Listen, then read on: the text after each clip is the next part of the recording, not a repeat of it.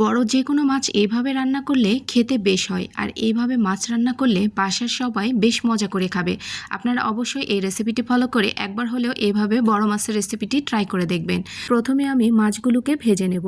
তো আমি মাছের টুকরোগুলো আগেই পরিষ্কার করে ধুয়ে সামান্য একটু লবণ হলুদ দিয়ে মাখিয়ে রেখেছি।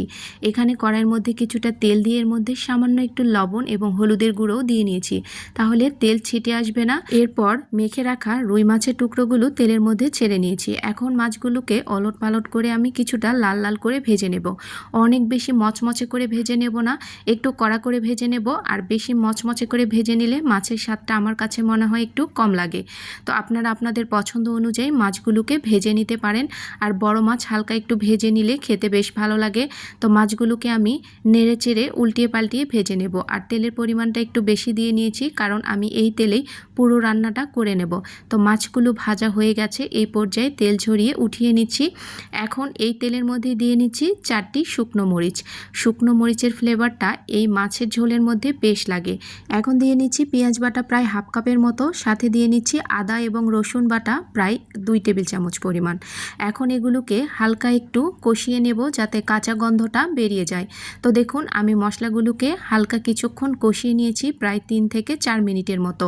তো পানিটা একদম শুকিয়ে গেছে পেঁয়াজের। এই পর্যায়ে আমি এখানে দিয়ে নিচ্ছি হলুদের গুঁড়ো হাফ টেবিল চামচ পরিমাণ, লাল মরিচের গুঁড়ো দিয়ে নিচ্ছি ভর্তি করে 1 টেবিল চামচ পরিমাণ।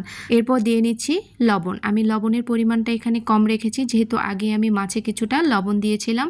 এই পর্যায়ে দিয়ে নিয়েছি ধনে গুঁড়ো প্রায় হাফ টেবিল চামচ পরিমাণ।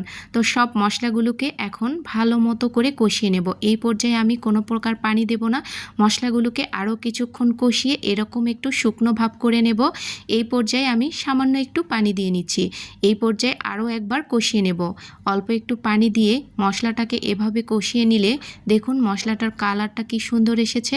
তো এই পর্যায়ে মশলাটা কষানো হয়ে গেছে। এখন আমি পর্যাপ্ত পরিমাণে পানি দিয়ে নিচ্ছি মাছের ঝোলের জন্য। এরপর মাছের টুকরোগুলোকে আমি দিয়ে নেব। আমি এখানে 6 পিসের মতো মাছ নিয়েছি। এখন ঢাকনা দিয়ে মাছগুলোকে প্রায় 5 থেকে 7 মিনিটের মতো হাই হিটে রান্না করে নেব। যেহেতু মাছগুলো আগে থেকেই ভাজা ছিল, রান্না করতে খুব একটা বেশি সময় লাগবে না। তো তৈরি হয়ে গেছে দুর্দান্ত স্বাদের মাছের ঝোল। তো আমি এটাকে পরিবেশন করে নিয়েছি। তো দেখুন দেখতে অনেক লোভনীয় হয়েছে, আর এটা খেতেও কিন্তু বেশ মজাদার।